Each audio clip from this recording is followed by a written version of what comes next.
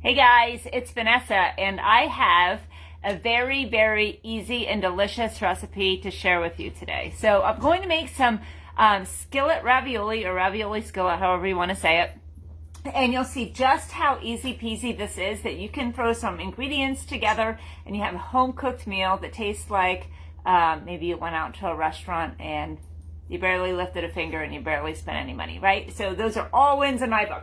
So what I have going on here, I have just a little bit of oil, and I didn't even measure. I just dumped a little bit in the pan. I have that heating up, and we're going to cook everything right in one pan. So you see my kitchen. You see how small it is. I have zero room for a dishwasher, so every dish counts that we have to wash at night. Ask anybody in my family, okay? So I've got my garlic ready to go here. So if you have never seen one of my things before, how do you pick your garlic? I don't know. If I haven't told you the trick, it might be difficult for you. But you want to pick your garlic. I don't know if I have one right here to show you.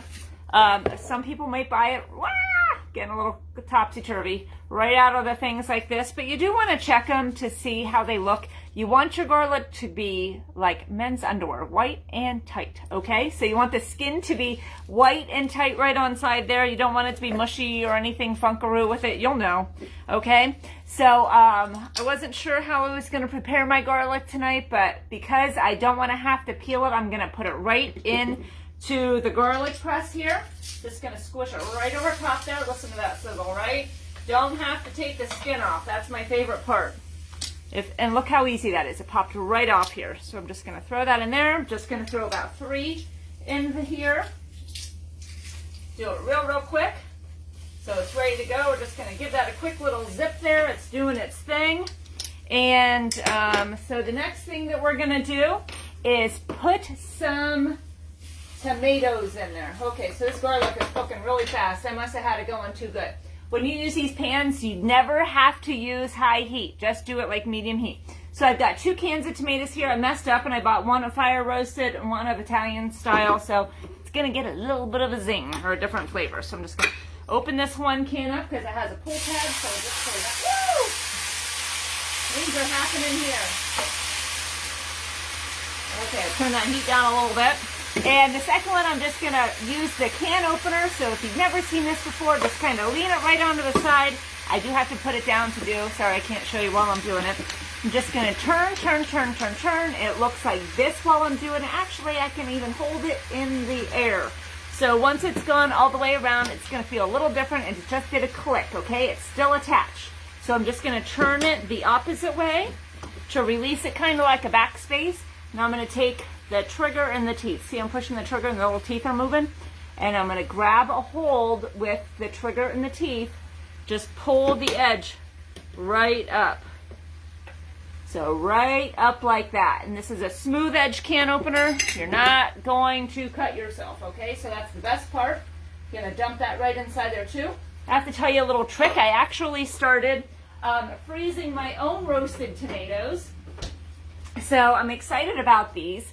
I'm actually going to save them more towards winter. But I made these over the summer from our garden. So we had, I diced up a bunch of tomatoes, some onions, seasoned them with some different things, put them on a baking sheet, threw them in the oven for a while.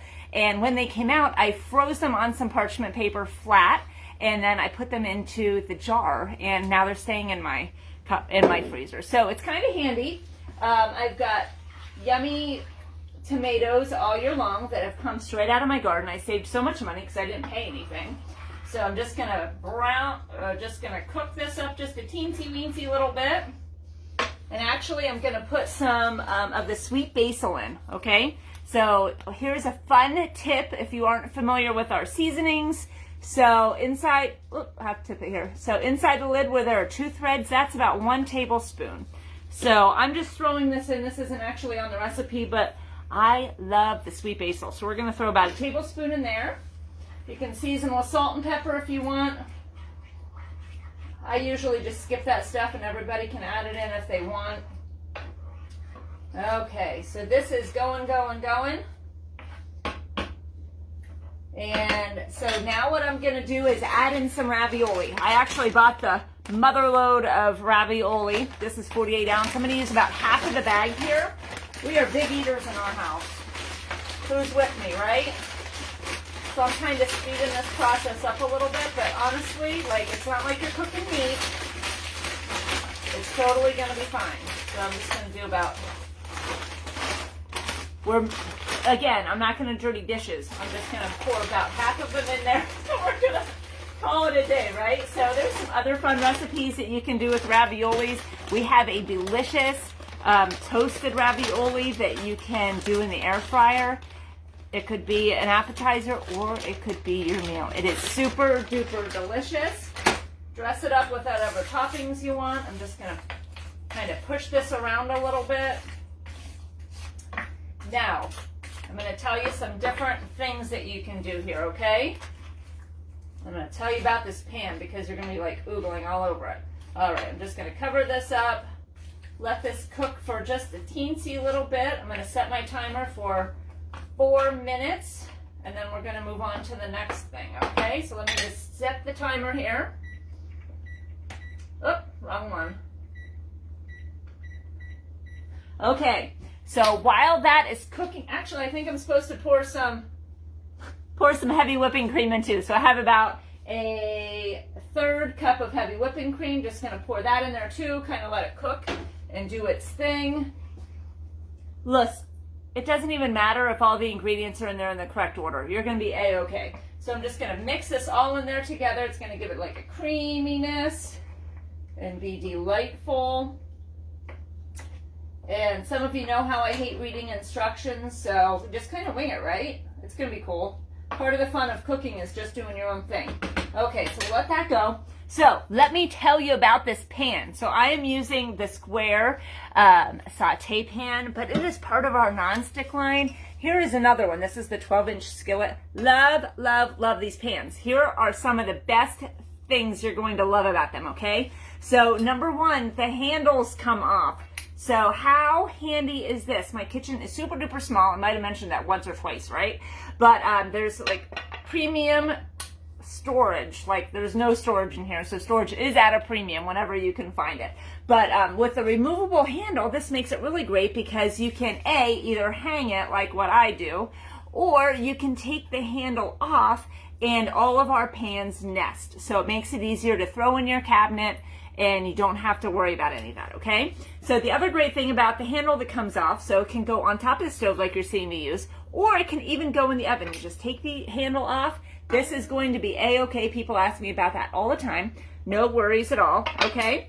So those are two of like my favorite things, but also who has somebody in their house that always forgets and they use metal in your pans and you're like, it's gonna like rip off the coating. Number one, there's no coating to rip off in here, okay? And number two, metal is totally safe. So you don't have to worry about that. You don't have to be policing your family to make sure that they're doing that.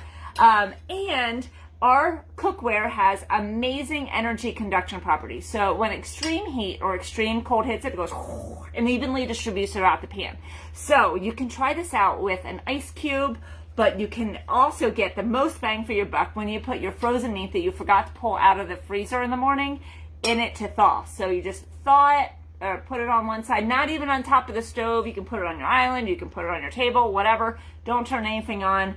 Put your meat in there, like inside the bag or the container or whatever, and flip it over. It's going to thaw it out for you, and you're going to be like, whew, that saved dinner time, right? You can avoid the drive-through. But my kids will attest that this saved them many, many times because I asked them to pull meat out when they got home from school and they had forgotten. And my daughter will even say, oh my goodness, it saved me so many times from getting in trouble for not pulling it out right away.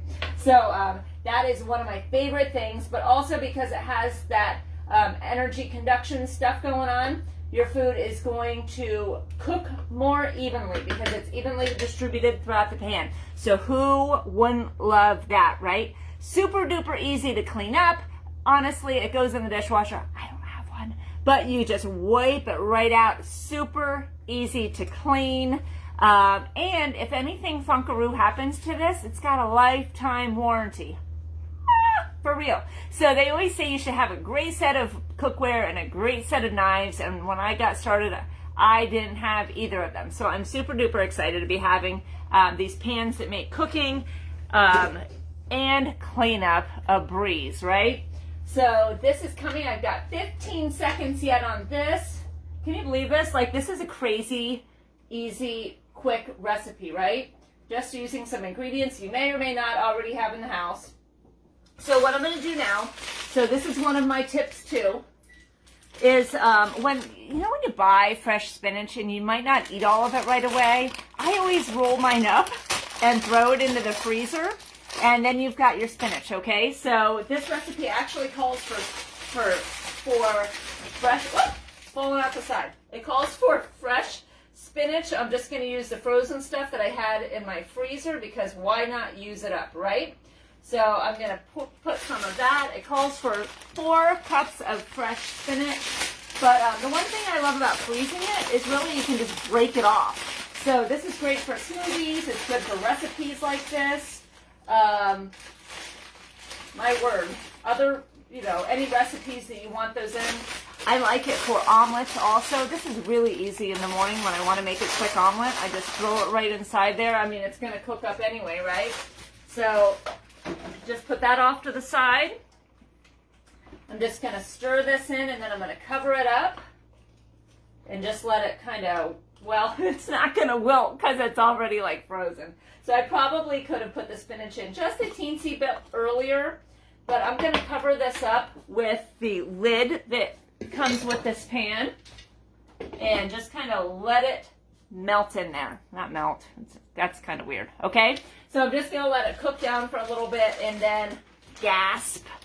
I'm using pre-shredded cheese.